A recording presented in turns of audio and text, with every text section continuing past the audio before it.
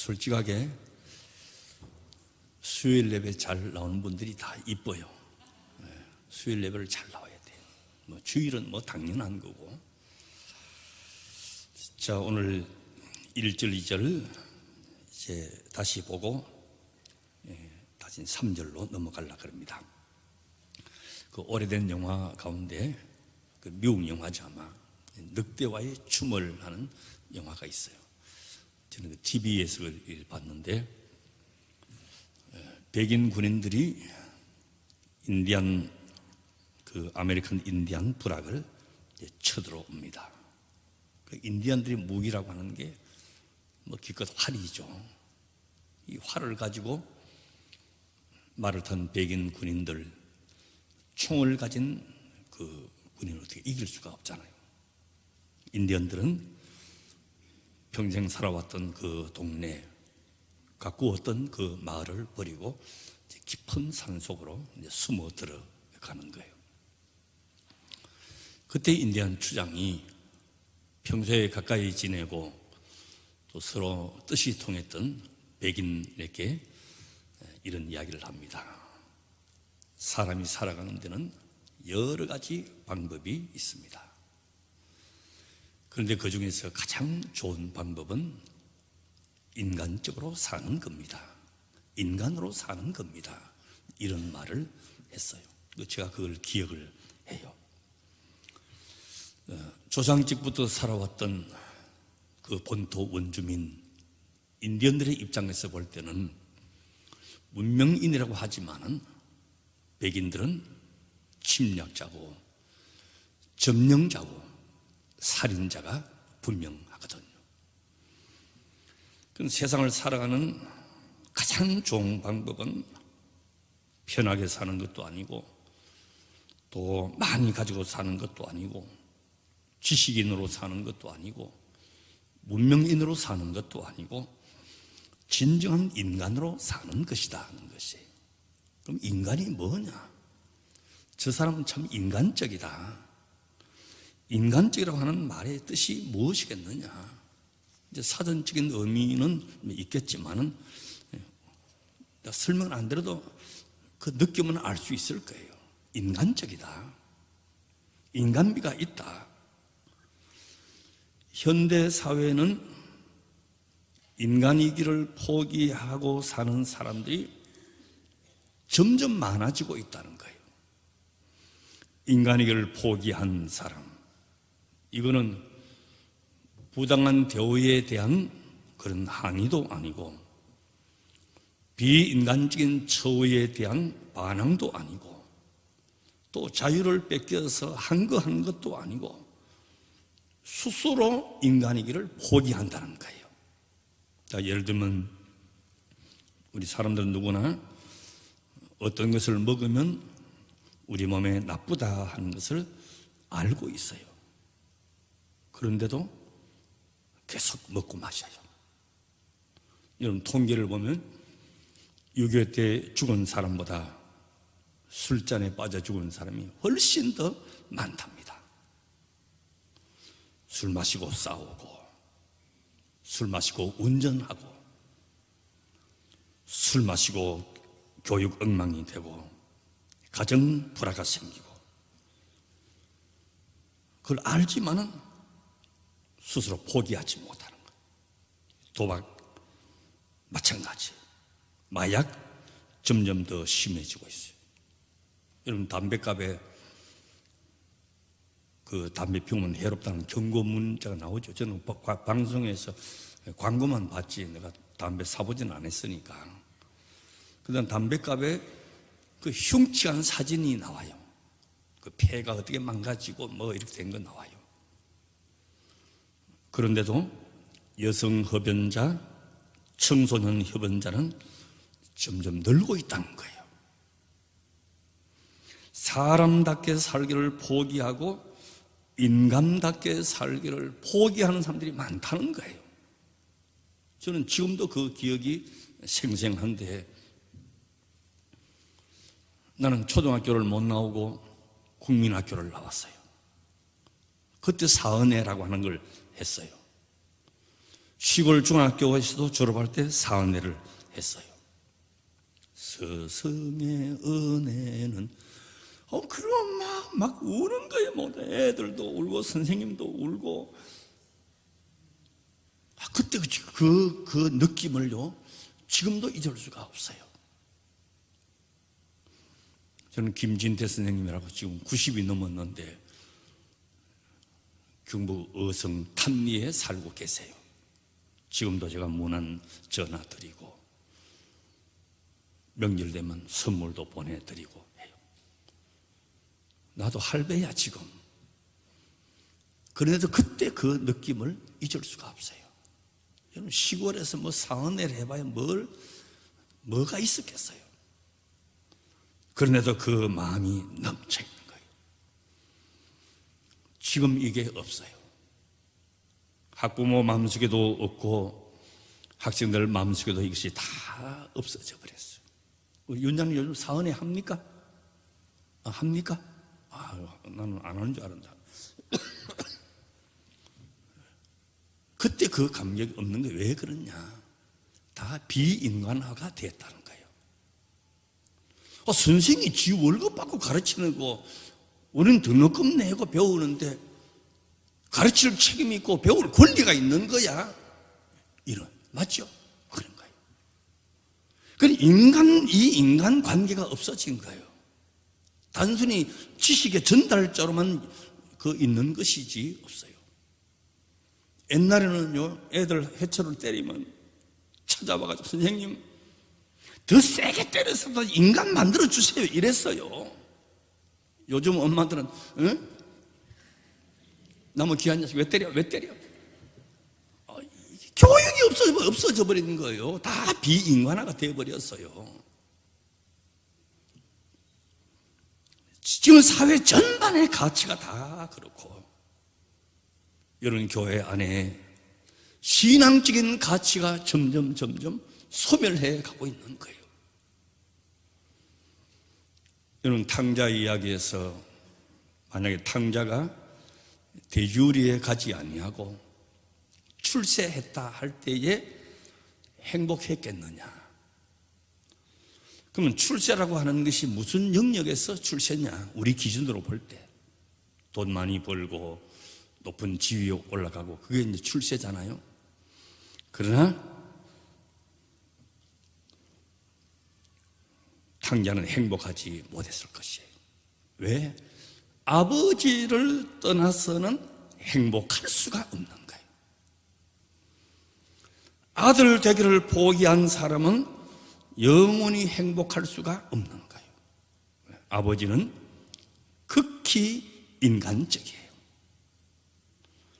그러나 아버지를 떠난 것은 비인간화가 되고 마는 것이고 자기 됨을 포기하는 것이에요. 어느 회사 회장님의 사모님이 자기 목사님에게 눈물을 흘리면서 이런 이야기를 쏟아냈답니다. 회장님 사모님이 뭐가 부족해서 눈물 흘리면서 이런 이야기를 했겠느냐? 이걸 이야기인즉 결혼할 당시 신혼 때에 너무 어렵고 가난하고 초라하게 살았답니다. 산동네 단칸방에서 살아가는데 연탄 10장도 쌓아놓고 못 사고 새끼줄에 연탄 이렇게 기억해요? 그런 거 있었어요 옛날에. 새끼줄에 연탄 한 장씩 들고 사서 떼고 이런 봉다리는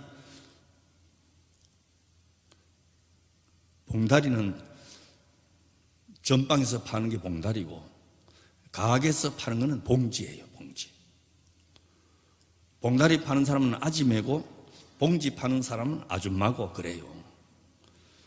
그리고 봉다리 쌀을 사다 먹으면서 살 때 아침 밥상을 받아놓고 밥을 들고 남편 밥그릇에 밥을 이렇게 들어주면서 여보 당신 하루 종일 나가서 힘들고 일하니까 조금 더 한 숟가락 더 드시라고 아내가 밥을 떠다가 남편 밥그릇에 담아주고 그 남편은 또 밥을 떠가지고 아내 밥그릇에 담아주면서 하루 종일 애들한테 시달리니까 당신이 좀 더 먹으라고 서로 밥술이 오갔던 그 시절에 사랑이 있었고 행복이 있었다는 거예요. 그런데 돈을 벌었어요. 회사가 잘 되고 또 커지고 사장되고 지금은 재벌 회장이 되었는데 남편 얼굴 보기 어렵다는 거예요. 돈은 많아졌는데 마음이 멀어졌다는 거예요. 사는 게 뭔지 회의가 일어나고 권태가 생겼고 서로 기쁘지 않고 사랑이 있고 행복이 있고 인간적인 삶은 그때 그 시절밖에 없었다는 거예요. 그 눈물을 쏟으면서 이야기하더라는 거예요. 자, 지금 우리 사회가 개인도 그렇고 사회 전반이 이런 딜레마에 빠져 있어요. 선진국이라고 하는 나라에 여러분 보십시오. 문제가 더 많습니다. 폭력, 자살, 마약, 알코올 중독, 정신 착락, 살인, 이혼, 도덕성, 인간성 타락 올 때까지 다 온 거예요. 그래서 행복지수가 저 아프리카의 동남아의 가난한 나라들이 행복지수가 훨씬 더 높다 그러잖아요. 우리는 사랑의 집짓기해서 가보면 우리가 볼 때는 뭐 참 초라하기가 그지없죠. 그러나 야자 이파리로 얼금얼금 이렇게 원두막처럼 집골 사던 사람들이 벽돌로 쌓은 집에 사는 거는 너무 행복한 거예요. 그 사람들은 그 현장에 안 가보면 그 감동을 몰라요. 제가 제목을 붙이기를 베트남 여인의 눈물이라고 하는 사진도 내가 가지고 있어요. 그 감격해서 눈물 흘리는 걸 보면 그래요. 뭐 길이 제대로 있어요. 뭐 물이 제대로 나와요. 근데 행복지수가 훨씬 더 높아요. 우리는 3, 40평 아파트에 살아도 그런 행복을 모르는 거예요. 인간을 인간답게 만드는 것이 뭐냐? 많이 배우면 되느냐? 요즘 어떻게 열혈 뉴스가 이런 게 뭐 계속 나오는데 직장에, 연예계에, 대학에, 종교계에 지금 천주교 수원 교구청이 난리가 났어요. 성폭력 사건으로. 사회 전반에 막 다 이렇게 어수선하게 되어가는 거예요.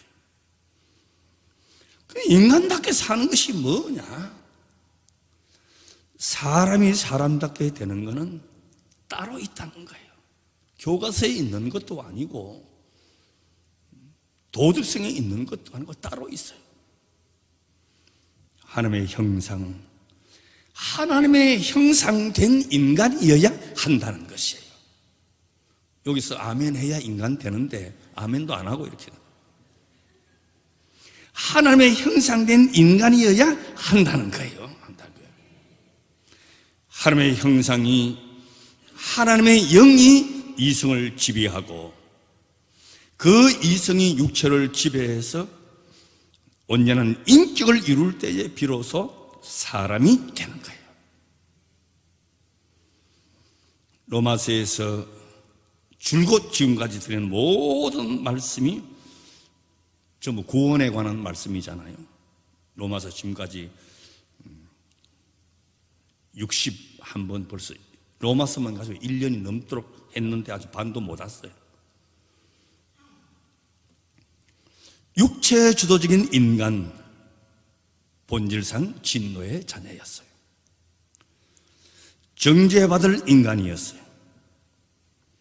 육체가 주도하는 인간, 생리학적인 인간, 구원이 은혜가 없고 은혜가 다스리지 아니하는 인간, 감정 주도요, 이성적으로 판단하고 매사에 냉정한 판단으로 사는 사람, 영성이 없는 육체 주도의 삶은 결국은 비인간화로 떨어질 수밖에 없는 거예요. 교회는 교회의 가치관과 신앙의 가치관이 있어야 되는 것이에요. 오늘 본문 1절 2절 다시 한번 보겠습니다. 자막. 그러면 이제 그리스도 예수 안에 있는 자에게는 결코 정죄함이 없나니 이는 그리스도 예수 안에 있는 생명의 성령의 법이 죄와 사망의 법에서 너를 해방하였습니다. 구원은 하나님의 진노에서 그 정죄에서 벗어나는 데서 시작이 됩니다. 비인간화에서 인간화가 되는 것이고 육체 주도의 삶에서 은혜 주도의 삶으로 바뀌어 되는 거예요. 전환되어지는 것입니다. 자, 이것을요 예수 안 믿는 사람에게는 아무리 설명을 하고 토론을 하고 대화를 해도 모릅니다. 이게 맞다, 틀리다, 안다, 모르다 아무리 설명해도 몰라요. 예수 믿어서 얼마나 복을 받고 형통하게 되었느냐 이런 시각이 아니고 하나님의 진노 아래에 있다가 은혜의 자리로 죄의 종로로 다다가 은혜의 종로를 하는 자리로 옮겨진 것이 바로 기초가 되었다고 합니다. 그래서 구원이 어디서부터 시작되느냐? 오라 나는 곤고한 사람이로다. 여기서부터 시작이 되는 거예요. 복 받았다. 여기서 시작되는 게 아니에요. 내 처지가 어떠했느냐? 본질상 뭐였느냐? 본질상 어디에 있었느냐? 여기서부터 시작되는 거예요. 그거 생각하면 오라 나는 곤고한 사람이로다. 그 가슴 칠 수밖에 없는 거예요. 제가 이런 말씀을 드릴 만한 위치는 아니지만은 오늘 우리 기독교가 가장 큰 잘못, 가장 큰 위험은 죄에 대해서 이야기하지 않는다는 거예요. 복을 이야기만 해요. 복만 이야기하는 거예요. 한국 교회의 부흥을 이끌어봤던 부흥사나 부흥된 대형 교회들이 다 복을 이야기했어요. 그래서 심지어는 삼박자 축복도 나오고 복 받으려면 여의도 가야 된다 그러고 그 교인들까지 의식 생각이 완전히 비기독교적인 것으로 다 바뀌어져 버린 거예요. 응답 받으려면 어느 산 어느 기도원을 가야 되고 이렇게 바뀌어져 버린 거예요. 성경에서 말하는 구원과는 아주 크게 다르게 가르쳐 왔어요. 목사들이 잘못한 거죠. 하나님과의 관계를 계약 관계, 거래 관계로 만들어 버렸어요. 이렇게 했더니 하나님이 이렇게 복을 주셨다. 저렇게 했더니 하나님이 형통하게 하셨다. 주고받는 관계가 되어버렸어요. 여기는 고난에 대한 훈련, 시간에 대한 훈련, 기다림에 대한 훈련이 없어요. 여러분 성경 신구약 다 눈 씻고 찾아보세요. 이 기다림과 고난과 시간에 대한 훈련 없이 복이 주어진 경우가 있나 찾아와 봐요. 요셉이 얼마나 많은 세월 동안 기다림과 고난의 훈련이 있었고 다니엘이 얼마나, 모세가 얼마나, 다윗이 얼마나, 이거 없이 그냥 뚝딱 복만 원한다는 거예요. 아브라함이 이삭을 바친 것도 사실이고 옥합을 깬 여인의 그 아름다운 것도 사실이고 솔로몬이 1000번제를 드린 것도 교훈이고 다 사실이지만은 다 믿음의 고백이고 순종이고 사랑이 담긴 아름다운 행함이었지 이해관계를 통해서 얻어진 것이 아무것도 없어요. 진실된 고백이었어요. 구원의 중요한 성격은 예수 안에 내가 있다는 것이에요. 우리 자막 하나 볼까요? 로마서 5장 8절에서 9절 보십시오. 우리가 아직 죄인 되었을 때에 그리스도께서 우리를 위하여 죽으심으로 하나님께서 우리에게 대한 자기의 사랑을 확정하셨느니라. 그러면 이제 우리가 그 피를 인하여 의롭다 하심을 얻었은즉 더욱 그로 말미암아 진노하심에서 구원을 얻을 것이니 9절 그러면 이제 우리가 그 피를 인하여 의롭다 하심을 얻었은즉 더욱 그로 말미암아 진노하시면서 구원을 얻을 것이다. 자, 여기 이제 두 가지 국면이 나오는데 첫 번째는 내가 나의 처지를 모르고 하나님의 진노 아래 있었다. 진노하시다는 것이고, 두 번째 국면은 예수 그리스도께서 내 대신 죽으심으로 내가 하나님의 자녀가 되었다는 거예요. 하나님의 자녀의 부름을 받은 다음에 진노하시면서 구원을 얻었다고 하는 것이, 이 부분에서 우리가 오해하는 것은 이 앞에 로마서 말씀할 때 이미 드렸던 말씀인데, 내가 예수를 붙잡고 있다고 하는 생각이에요. 내 결심, 내 노력, 내 결단, 내 깨달음으로 죄에서 벗어나서 예수 믿는 자가 되었기 때문에 내가 계속 예수를 붙잡고 있어야 된다고 생각하는 거예요. 그럼 내가 붙잡고 있다고 생각하니까 마음이 안 들면 놔버릴 수도 있는 것이고, 그러다 다시 또 붙잡을 수 있다고 생각하는 것이죠. 여러분, 우리 예수 안에 있어야 되는 것이에요. 벗어날 수가 없어요. 내가 놀 수가 없어요. 내가 붙잡은 게 아니에요. 예수님과 온전히 연합되어서 내가 예수 안에, 예수가 내 안에 있어야 되는 것이. 할머니 한 분이 미국에 따님 초청을 받아서 비행기를 탔습니다. 미국 동부까지 13시간, 4시간 비행기를 타고 하는데 얼마나 지루해요. 점심을 드립니다.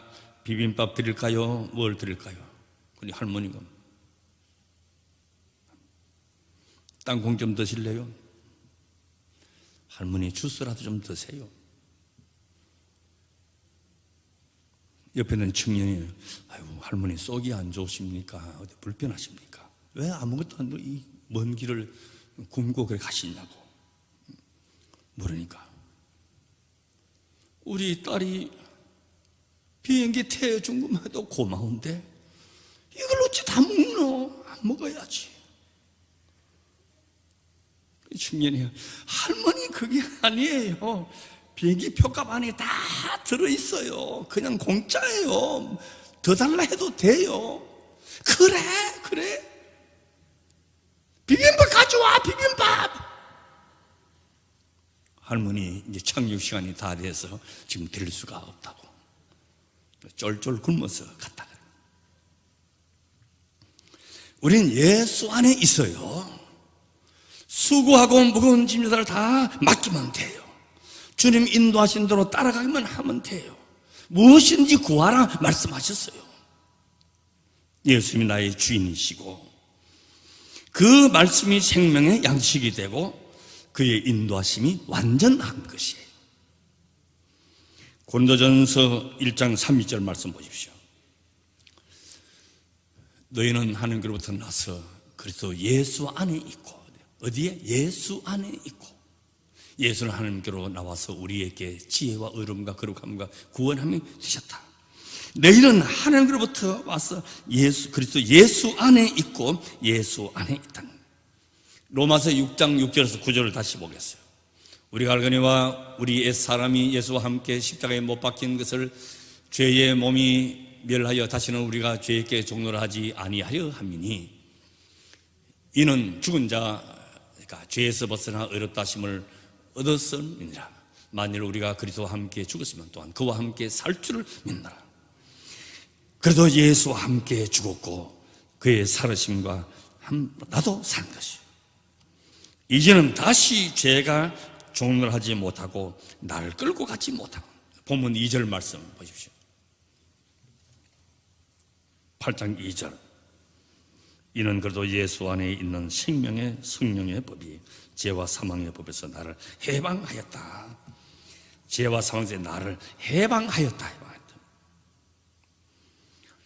부모는 아무리 잘해진 자녀가 잘못해도 속썩여도 회초리로 때릴지언정 사법적인 관계에서 자녀를 다루지 않습니다. 해방되었으니 우리 성도들은 기독교의 4대 자유를 누리는 것이, 진노로부터 자유, 죄의 권세로부터 자유, 율법에서부터 자유, 사망 권세로 자유. 기독교의 4가지 자유가 이거예요. 진정한 하나님의 자녀는 이 자유를 소유하는 것입니다. 이것을 소유해야 인간다운 인간으로 살 수가 있다는 거예요. 참 인간이 돼요. 많이 배웠다고 되는 게 아니고 많이 가졌다고 인간답게 되는 게 아니에요.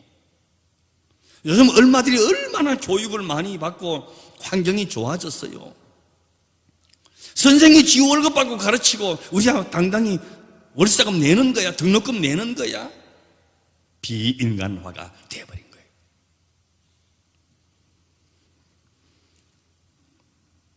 (2차 대전) 말에 이런 일이 있었답니다.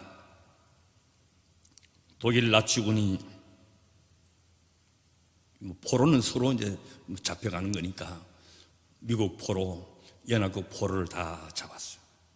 그 나치들이 당연히 그냥 총으로 쏴서 다 포로들 죽이면 되는데 이 제네바 협정이 또 위반되고 하니까 죽일 수는 없고 어떻게 하면 좋을까?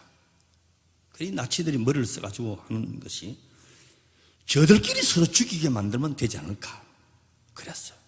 그래서 큰 창고에 이 포로들을 다 가두어 두고는 몇 날 며칠 먹을 것을 주지 않는 거예요. 그 젊은 장병들이 얼마나 배가 고파요.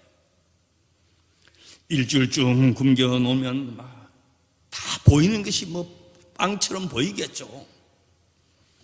그때 이제 창문으로 큰 빵 한 덩이를 던져주는 거예요. 그러면 이걸 분명히 이걸 서로 먹으려고 싸움이 날 것이고, 뭐 그때야 뭐 죽이고 나서 내가 빼앗아 먹을 거 아니냐. 그럼 저들끼리 그냥 다 죽을 것이다. 그 다음에 또 그렇게 하고 또 그렇게 하면 총 한 방 안 쏘고 포로들 다 죽일 수 있다. 그렇게 생각한 거예요. 그래서 정말 실컷 굶겨두고는 그 빵 한 덩이를 던져 주었습니다. 그 굶주린 사병 포로들이 그냥 달려들어가지고 서로 막 빵을 집으려고 했죠. 그래서 사병 하나가 빵을 집어들었어요. 집어든 순간에 이런 이야기를 했답니다. 여러분, 성찬식 합시다. 성찬식 합시다.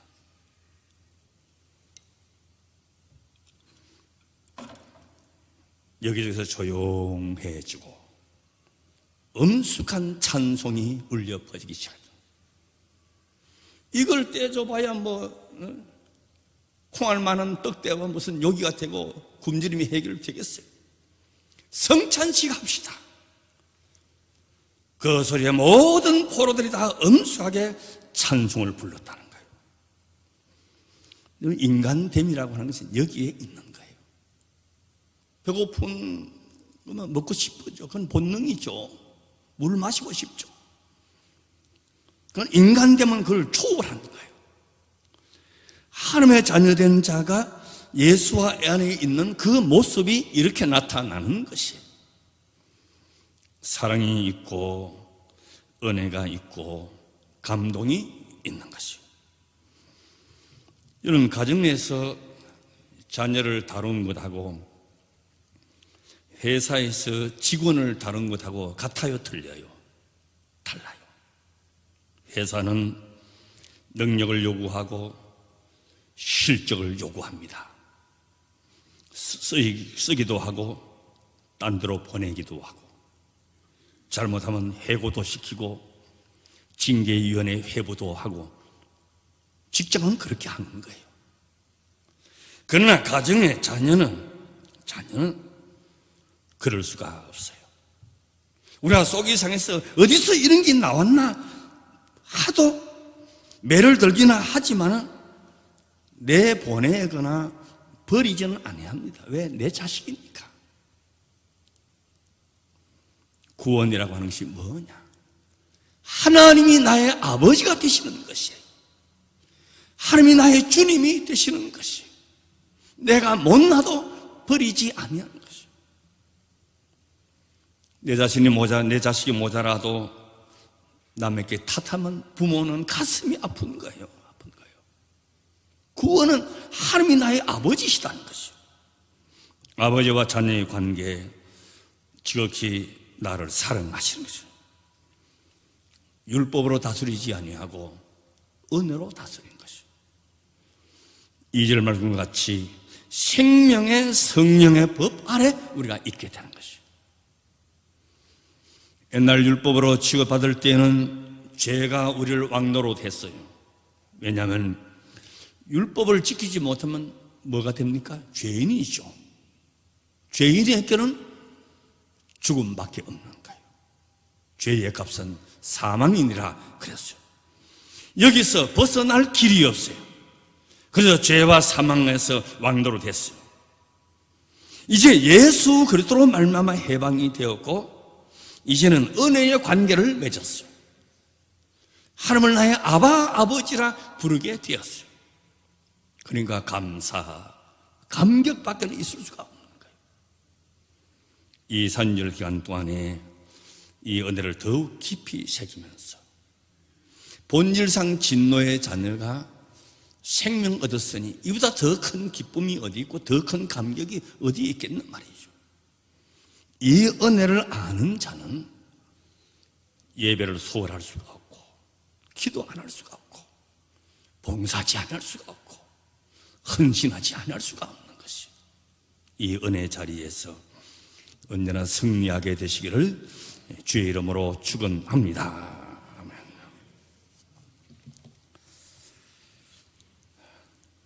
본질상 진노에 자리했던 우리를 은혜로 참 인간다운 인간으로 살게 하시고, 하나님 나의 아버지가 되신 이 놀라운 축복과 영광의 자리에 있게 된 것을 기억하며 감사와 찬양과 감격의 눈물과 그 은혜의 다스림에 순복하는 삶을 우리 모두 다 살게 하여 주시옵소서. 예수님의 이름으로 기도드리옵나이다.